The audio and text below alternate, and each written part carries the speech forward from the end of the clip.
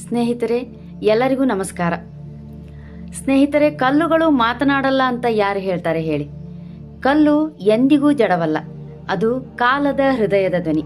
ಕಲ್ಲುಗಳು ಮಾತನಾಡುವ, ತನ್ನ ಗರ್ಭದಲ್ಲಿ ಅಡಗಿದ 100 ಕಥೆಗಳನ್ನು ಹೇಳುವ ಒಂದು ಆಶ್ಚರ್ಯಕರವಾಗಿರುವಂಥ ಸ್ಥಳವನ್ನು ನಾನು ನಿಮಗೆ ಭೇಟಿ ಮಾಡಿಸ್ತೀನಿ. ಹಾಗಾದರೆ ಆ ಸ್ಥಳ ಯಾವುದು ಅಂತ ಯೋಚನೆ ಮಾಡ್ತಾ ಇದ್ದೀರಾ? ಹೌದು ಸ್ನೇಹಿತರೆ, ಕರ್ನಾಟಕದ ಅತ್ಯಂತ ಮಹತ್ವದ ಪ್ರಾಗೈತಿಹಾಸಿಕ ನೆಲೆಯಾದಂತಹ ಕೊಪ್ಪಳ ಜಿಲ್ಲೆಯ ಗಂಗಾವತಿ ತಾಲೂಕಿನ ಹಿರೇಬೆಣಕಲ್ನ ಮೊರೇರ್ಗುಡ್ಡ. ಈ ಗುಡ್ಡದ ಮೇಲೆ ವಿಸ್ಮಯ ಮತ್ತು ಕೌತುಕದ ನಿರ್ಮಾಣಗಳಾಗಿರುವ 100 ಶಿಲಾ ನಿರ್ಮಿತಿಗಳು ಕಂಡುಬರುತ್ತವೆ. ಈ ಸ್ಥಳವನ್ನ ದಕ್ಷಿಣ ಭಾರತದ ಅತಿ ದೊಡ್ಡ ಮೆಗಾಲಿಥಿಕ್ ಸಮಾಧಿ ಪ್ರದೇಶಗಳಲ್ಲಿ ಒಂದು ಅಂತ ಕರೀತಾರೆ. ಸ್ಥಳೀಯರು ಈ ಸ್ಥಳದಲ್ಲಿ ಇರುವಂತಹ ಸಮಾಧಿಗಳನ್ನು ಮೊರೇರ್ ಮನೆಗಳು ಅಂತ ಕರೀತಾರೆ. ಆದರೆ ಪುರಾತತ್ವ ಶಾಸ್ತ್ರಜ್ಞರು ಅವುಗಳನ್ನು ಕಬ್ಬಿಣ ಯುಗದ ಬೃಹತ್ ಶಿಲಾಯುಗದ ಕಾಲದ ಸಮಾಧಿಗಳು ಅಂತ ಕರೀತಾರೆ.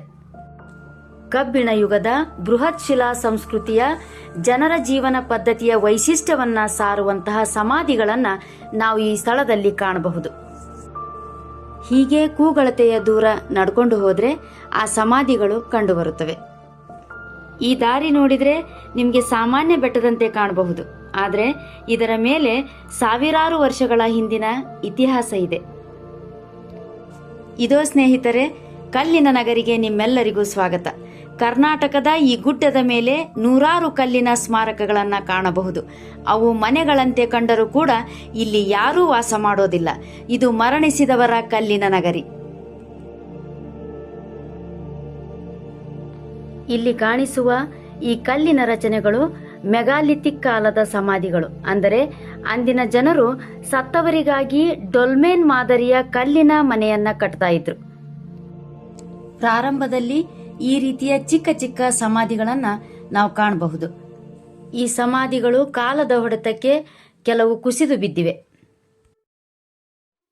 ಈ ಸಮಾಧಿಗಳು ಸಾಮಾನ್ಯ ಶಕ ಪೂರ್ವ 1200ರಿಂದ ಸಾಮಾನ್ಯ ಶಕ ಪೂರ್ವ 200ರ ಕಾಲದ ಅವಧಿಯದ್ದು ಅಂತ ಹೇಳಲಾಗುತ್ತದೆ. ಅಂದರೆ ಇವು 3000 ವರ್ಷಕ್ಕೂ ಹೆಚ್ಚಿನ ಹಳೆಯವು ಅಂತ ಹೇಳಲಾಗುತ್ತದೆ. ಆದಿಮಾನವನ ಶವ ಸಂಸ್ಕಾರಕ್ಕೆ ಸಂಬಂಧಿಸಿದ ಸಮಾಧಿಗಳು ಮತ್ತು ಸಮಾಧಿಯ ಸ್ಮಾರಕಗಳೆಂದು ಪುರಾತತ್ವ ಶಾಸ್ತ್ರಜ್ಞರು ಗುರುತಿಸಿದ್ದಾರೆ.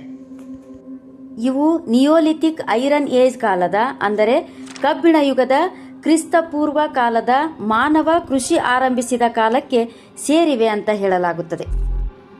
ಪುನರ್ಜನ್ಮದ ಬಗ್ಗೆ ನಂಬಿಕೆ ಹೊಂದಿದ್ದಂಥ ಆಗಿನ ಕಾಲದ ಜನರು ಅದಕ್ಕಾಗಿ ಮರಣ ಹೊಂದಿದವರ ಆತ್ಮಗಳ ಅನುಕೂಲಕ್ಕಾಗಿ ಇಂತಹ ಸಮಾಧಿಗಳನ್ನು ನಿರ್ಮಾಣ ಮಾಡುತ್ತಿದ್ದರು ಅಂತ ಅಭಿಪ್ರಾಯ ಪಡಲಾಗುತ್ತದೆ. ಈ ಸಮಾಧಿಗಳು ನಮ್ಮ ಪೂರ್ವಜರ ಸಂಸ್ಕೃತಿಗೆ ಸಾಕ್ಷಿಯಾಗಿ ನಿಂತಿವೆ.